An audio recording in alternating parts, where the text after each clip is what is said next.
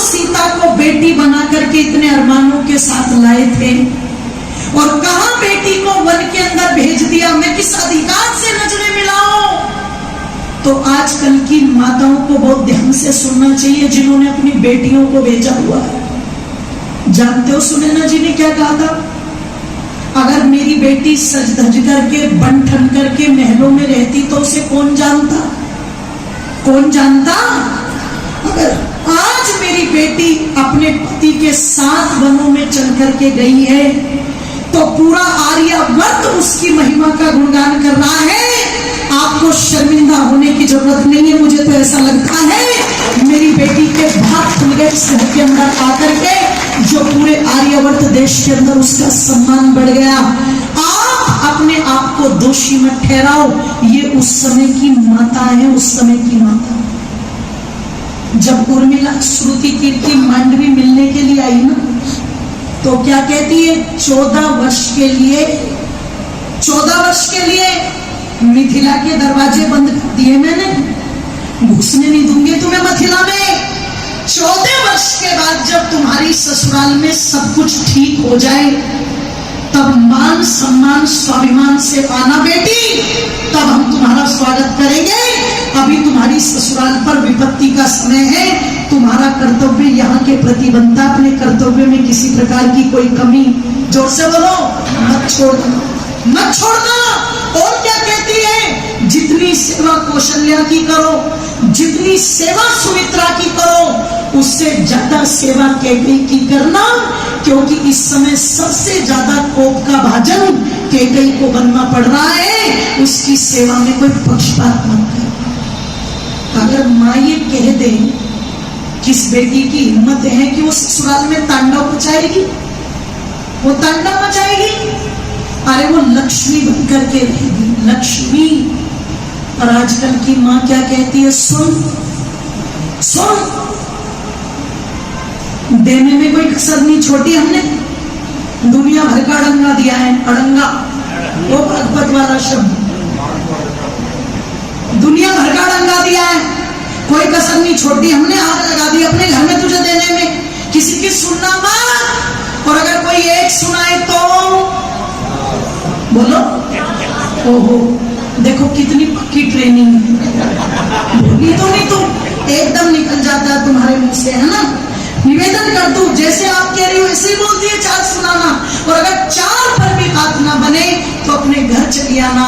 अरे जहां ये बेबुद्धि, इसको शिक्षा नहीं कह सकते, इसको घर तोड़ने की नीति कह सकते हैं। जहां ये घर तोड़ने की नीति सिखाई जाएगी, उसको इतना ज्यादा बल दिया जाएगा, वो किसी का घर बसा देगी क्या? वो किसी का घर नहीं बसा सकती। मैं पुराने जमाने से नहीं हूं दादा, उनके जमाने की अभी की हूं, पर मैंने भी देखे हैं परिवारों को बिना तप, बिना त्याग और बिना चोट के तो मंदिर की एक मूर्ति तक नहीं बन सकती। घर बनाना तो बहुत दूर की बात है, घर बनाना तो बहुत दूर की बात है। अरे घर को बनाने के लिए तप करना पड़ता है, तुम्हें कहना भी पड़ेगा, एक समय ऐसा होगा तुम्हें सुनना भी पड़ेगा, एक समय ऐसा होगा तुम हंसो भी, और एक समय ऐसा होगा तुम रोगे भी। अरे धीरे धीरे नई जूती ले लो, पैर में एडजस्ट होने में तो वो भी समय लगाती है कि नहीं लगाती? वो भी लगाती है ना। और तुम सोचते हो आते के साथ में सब चीजें एकदम हमारे अनुकूल हो जाए। इसलिए लड़की को कहा जाता था, बेटी सुन, आज सारी बुराइयां यही यज्ञकुंड में छोड़ करके जाना और अच्छाइयां लेकर के जाना। और खबरदार अगर तू कोई बुराई लेकर के आई, जान से मारूंगी, एक भी बुराई लेकर के मत आना, हमारी नाक मत कटवा देंगे।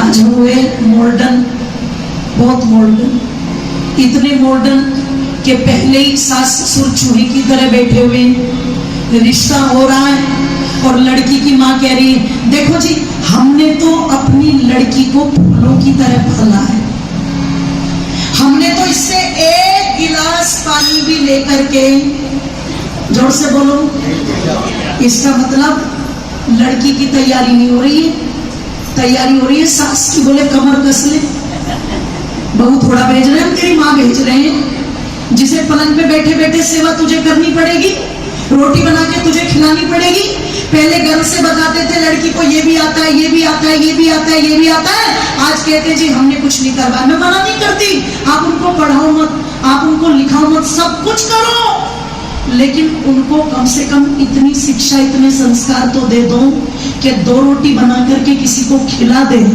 क्यों?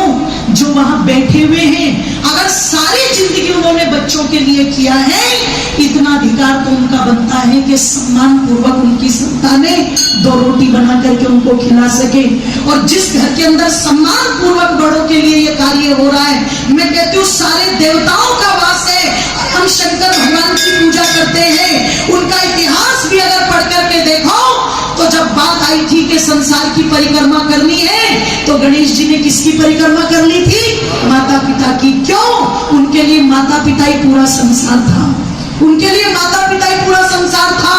आज पता लगा शंकर जी पर जल चढ़ाने आ गए, माता जी की पूजा करने आ गए, तो क्या माता जी नहीं देख रही है कि ये घर की माँ का तो अपमान कर रहा है और मेरे यहाँ पर आकर के ये ढोंग रचा रहा है? क्या वो माँ नहीं देख रही इस बात को? बोलो जरा, क्या वो ईश्वर नहीं देखता इस बात को? मैं कहती हूँ अगर मंदिर के देवी देवता भी बोलेंगे तो वो यही कहेंगे हमारी पूजा करो या न करो, पर घर के अंदर जो तुम्हारे देवी देवता बैठे हैं उनकी पूजा करनी नहीं। अरे वो परमात्मा की बनाई हुई मूर्तियां हैं, तुम उनको खिलाओ वो खाएंगी, तुम उनको नहलाओ वो नहाएंगी, तुम उनको सुलाओ वो सोएंगी, तुम उनके पैर दबाओ वो पैर दबाएंगी और तुम्हें आशीर्वाद भी देंगी, बेटे सदा बोलो खुश रहो, सदा खुश रहो। इसलिए कहता है वैदिक सिद्धांत, जीवित पिता से दंगम दंगा, मरे पिता पहुंचाए गंगा। जीवित पिता को मुक्केला, मरे पिता को दाल और भात। अरे अगर दाल और भात खिलाना है तो जीते जी खिलाओ, अगर लड्डू खिलाने हैं तो जोर से बोलो। मैं आज ग्रेटर नोएडा में थी, वहां पर एक भ्राता जी हमारे सूरज जी वो बता रहे थे, बोल के उनके दादाजी ने हमसे कहा एक काम करो, मेरे मरने के बाद नाटक मत करना, बहुत बड़ा परिवार है, कभी तुम करोड़ों रुपए फूंक दो, जीते जी खिलाओ मुझे, जो मुझे पसंद है रोज बनवाओ और मैं जीते जी खा के जाऊंगा, मेरे मरने के बाद कुछ भी करने की आवश्यकता नहीं है। बोलो तुम करो, बनाओ तुम हलवा। अच्छा तुम हलवा बना के ले जाओगी तो सास मना कर देगी क्या? बोलो, वो तुरंत खा जाएगी क्योंकि उसमें तो दांत की भी जरूरत नहीं है, उसमें तो दांत